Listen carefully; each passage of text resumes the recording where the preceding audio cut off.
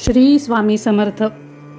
महाशिवरात्रीच्या पावन पर्वानिमित्त आपण श्रवण करत आहोत शिवलीलामृत मराठी कथा स्वरूपामध्ये फक्त स्वामी स्पर्श या यूट्यूब चॅनेलवरती.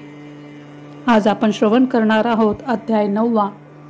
या अध्यायाच्या पठणात्वा श्रवणाने सर्व प्रकारची पातके नष्ट होतात आणि आपल्या हातून सत्कर्म घडून येते. सूत मुनी पुढील कथा सांगत आहेत. ते सांगतात, पूर्वी कृतयुगामध्ये वामदेव नावाचा एक योगी राहत होता. तो शुद्ध बुद्धीचा ब्रह्मज्ञानी पृथ्वी तलावर राहत असताना आपले घर, पत्नी, काम व क्रोध त्याने त्याग केला होता. तो संतोषी वृत्तीचा निरपेक्ष असा मौनी होता. तो जटाधारी वल्कले व्याघ्रांवर धारण करून सर्वांगी भस्म लावत असे. अनेक तीर्थक्षेत्रांना भेट देत फिरत असताना तो एकदा क्रौंच अरण्यात आला. ते अरण्य निर्मनुष्य होते, कारण तेथे एक ब्रह्मराक्षस राहत होता. तो ब्रह्मराक्षस भयानक आणि प्रचंड देहाचा, ज्याच्या कपाळी शेंदूर आणि त्याची जीभ तोंडाबाहेर लवलवत होती. घारीसारखे डोळे असा हा सर्व भक्षक हिंस्त्र श्वापदे खाणारा राक्षस एकाएकी त्यांच्यावर धावून आला. खाण्यासाठी त्याने वामदेवांना मिठी मारली, परंतु त्या क्षणी राक्षसाची वृत्ती पालटली. त्याचे मन सात्विक झाले. परंतु ही घटना घडली तरी देखील वामदेव समाधी अवस्थेतच होते. त्यांना काहीही समजले नाही. राक्षस मात्र त्यांच्या स्पर्शाने निष्पाप झाला. त्याचे मन आणि स्वरूप पालटून त्याला त्याच्या हजारो पूर्वजन्मांचे स्मरण झाले. त्याचे सर्व पाप जळून गेले. त्याला ज्ञान प्राप्त झाले आणि तेव्हा तो वामदेवांच्या पाया पडून म्हणाला, गुरुवर्य, मी आपल्या दर्शनाने पावन झालो.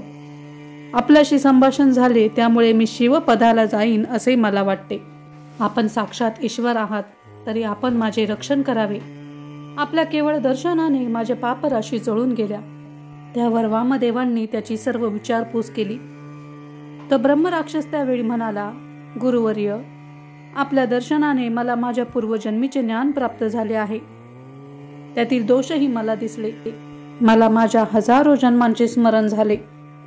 त्यातील 25 जन्मांमध्ये माझ्या हातून जी दारुण पापे घडली ती आता मी तुम्हाला सांगतो. मी पूर्वी दुर्जय नावाचा अतिशय दुराचारी आणि निर्दय राजा होतो. ब्राह्मणांना, सज्जनांना नेहमी छळत असे. माझ्या छळाच्या, अत्याचाराच्या भीतीने ब्राह्मण देश सोडून गेले होते. सज्जन लोक पळून गेले होते. एवढेच काय, राज्यातीलच शिवाय परराज्यातील सुंदर स्त्रियांना पळवून आणून मी त्यांचा उपभोग घेतला. त्यांना बंदी करून त्यांना अन्न पाण्याविना त्यांचे हाल हाल करून मारले. धर्म म्हणजे काय हे मला माहीत नव्हते. मी मांसाहार आणि मद्यपान करण्यात अतिशय बुडालेला असे. पतिव्रता, सुवासिनी, विधवा, रजस्वला अशा अनेक प्रकारच्या स्त्रियांशी उन्मत्तपणे वागून मी त्यांचा उपभोग घेतला आहे. या प्रकारे मी मदांध होऊन साऱ्या देशभर लोकांना फार छळले आहे. इतके क्रूर कर्म करून सुद्धा माझे मन संतुष्ट झाले नाही.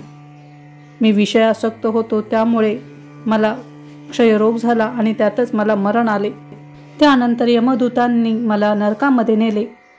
तेथे त्यांनी मला तापलेल्या तांब्याच्या पत्र्यावरून चालविले. तापलेल्या खांबाला मिठी मारायला लावली. टोकदार गवताच्या पात्यावरून चालायला लावले. तापलेल्या तेलाच्या कढईमध्ये टाकले. जबरदस्तीने तोंड उघडून त्यामध्ये विष्ठा, मूत्र, लाल, तिखट, खारट, कडू रस तोंडामध्ये टाकले. गिधाडाकडून डोळे फोडले. तापलेल्या साळ्या कानामध्ये घातल्या. सांडसाने माझे मांस तोडून त्यावर मिठाचे पाणी सोडले. नाक कान कापले, हातपाय तोडले. अंगावरची त्वचा सोलून काढली आणि त्यावर उकळते पाणी टाकले. हातपाय बांधून ठेवले. कुत्र्याकडून लचके तोडले. उखळात घालून तापलेल्या लोखंडाच्या मुसळाने ठेचले. गळ्यामध्ये फास अडकवले. दात पाडले. पाठीवर, छातीवर एकाच वेळी मुसळाने प्रहार केले. विंचवाने भरलेल्या हौदामध्ये टाकले. अग्नीमध्ये शरीर भाजून काढले. पर्वतावरून खाली फेकले. उंचावर तलवारीवर बसवून दोन्ही पायांना दगड बांधले. उलटे टांगून मानेला शिळा बांधल्या. हत्तीच्या पायाखाली तुडवले. वाघ, अस्वले यांच्या पुढे खाण्यासाठी टाकले. एवढे हाल हाल झाले तरी मात्र मला मरण येत नव्हते. अशा रीतीने 3000 वर्ष दारुण नरक यात्रणा भोगून त्यांनी मला व्याघाच्या जन्माला घातले. त्यानंतर निरनिराळ्या योनीमध्ये अनेक जन्म भोगून मला आता हा ब्रह्मराक्षसाचा जन्म मिळाला आहे. गुरुवर्य, तुमच्या दर्शनाने मला सज्ञान प्राप्त झाले आहे, माझा उद्धार झाला आहे. संतांच्या समागमाने पाप आणि दैन्य नष्ट होते, हे खरोखर सत्य आहे. त्याने वामदेवांना विनंती केली की, गुरुवर्य, मला आता पुनर्जन्म नको. तुमच्या कृपेने माझा उद्धार होईल. तुमच्या नुसत्या स्पर्शाने मला ज्ञान प्राप्त झाले. तुमचा महिमा अनुपम आहे. तुम्ही साक्षात ईश्वरच आहात व आमचा उद्धार करण्यासाठीच या पृथ्वी तलावर आलेले आहात. ब्रह्मराक्षस असे म्हणाला तेव्हा वामदेव त्याला म्हणाले, हा महिमा माझ्या अंगाला लावलेल्या भस्माचा आहे. माझे सर्व अंग भस्मांकित आहे आणि ते तुझ्या अंगाला लागले, त्यामुळे तुला जागृती आली. म्हणूनच कर्पूर गौर शंकर सर्वांगी भस्म धारण करतात. ज्या वस्तूचा साक्षात ईश्वरच असा बहुमान करतो त्याचा महिमा वर्णन करणे आम्हाला शक्य नाही. या भस्मासंबंधी मी तुला एक कथा सांगतो, ती तू ऐक. एक गावामध्ये एक ब्राह्मण राहत होता. शूद्र स्त्री बरोबर शारीरिक संबंध ठेवल्यामुळे तो अमंगल झाला. एकदा त्या स्त्रीच्या पतीने त्या दोघांना एकत्र पाहिले आणि पकडून ठार मारले आणि गावाबाहेर टाकून दिले. त्या दोघांच्या प्रेतावर कोणीही संस्कार केले नाहीत. तिथून जवळच असणाऱ्या एका शिव मंदिरामध्ये शिवरात्री निमित्त भक्तांसाठी उत्तम असे भस्म ठेवले होते. अचानक एक कुत्रा तेथे आला आणि त्या भस्मामध्ये तो लोळला. पिंड दिसेल अशा रीतीने तो दाराशी जाऊन बसला. थोड्या वेळाने उठून तो कुत्रा, तो ब्राह्मणाचे प्रेत पडले होते त्या ठिकाणी गेला. पलीकडे जाण्यासाठी रस्ता नव्हता म्हणून त्याने प्रेताच्या अंगावरून उडी मारली. तेव्हा त्याच्या अंगावरील भस्म त्या प्रेतावर पडले आणि ते ब्राह्मण पापरहित झाला. जेव्हा त्या ब्राह्मणाला घेऊन जाणाऱ्या यमदूतांना शिवदूत सामोरे आले, त्यांनी यमदूताला अडवून त्या ब्राह्मणाला त्यांच्या हातून सोडवून शिवलोकामध्ये नेले. असा या भस्माचा महिमा आहे. तेव्हा यम शिवदूतांना म्हणाला, तुम्ही माझ्या सेवकांना का मारलेत? त्या पापी माणसाला तुम्ही शिवलोकात का घेऊन जाता? हा शिवपुरीस जाण्यास योग्य नसताना त्याला विमानात बसवून मूढपणे आपण कसे नेता?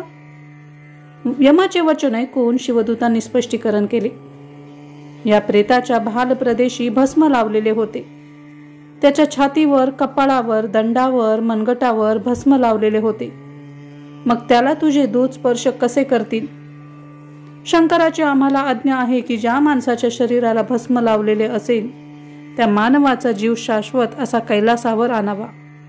भस्म लावलेल्या मनुष्याला दोष स्पर्श करीत नाहीत, तो स्वर्गात जाण्यास योग्य असतो.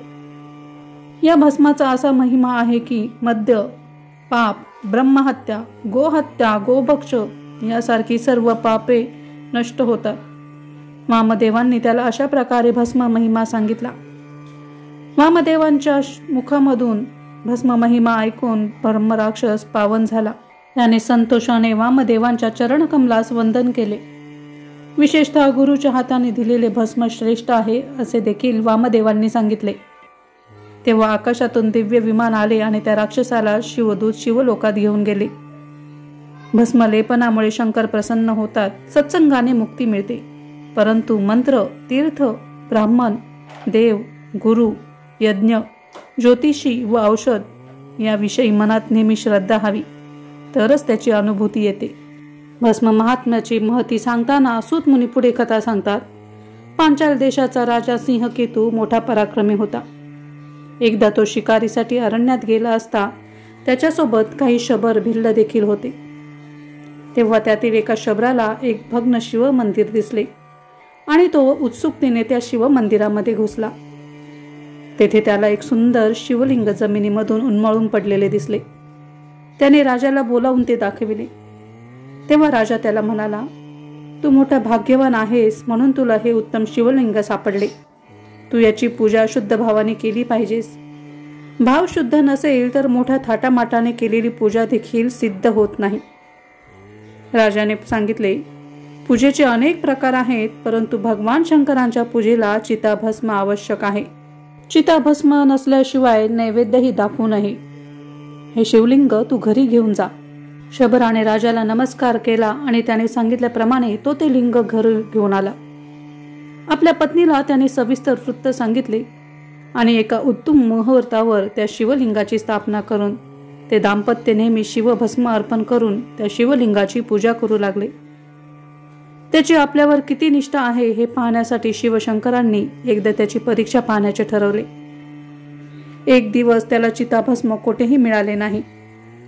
आजूबाजूची सर्व गावे देखील शोधून झाली, परंतु त्याला कुठेही चिताभस्म मिळाले नाही. सर्वत्र चिताभस्म शोधून झाल्यानंतर तो निराश मनाने घरी परत आला. चिताभस्म न मिळाल्यामुळे आता पूजा कशी करावी या चिंतेमध्ये तो पडला. तेव्हा त्याच्या पत्नीने त्याला एक उपाय सांगितला. ती म्हणाली, मी स्वतःला दहन करून घेते, तुम्ही माझ्या चितेचे भस्म शंकरांना अर्पण करा आणि पूजा संपन्न करा. शबराने या गोष्टीला नकार दर्शविला, परंतु पत्नीच्या आग्रहावरून आणि शिवपूजा पूर्ण करण्याच्या श्रद्धेने त्याने पत्नीला झोपडीमध्ये बंद करून दहन केले. पत्नीच्या इच्छेप्रमाणे शबराने तिचे चिताभस्म घेऊन शंकरांची पूजा पूर्ण केली आणि तो पूजेच्या विधीमध्ये एकाग्र होऊन गेला.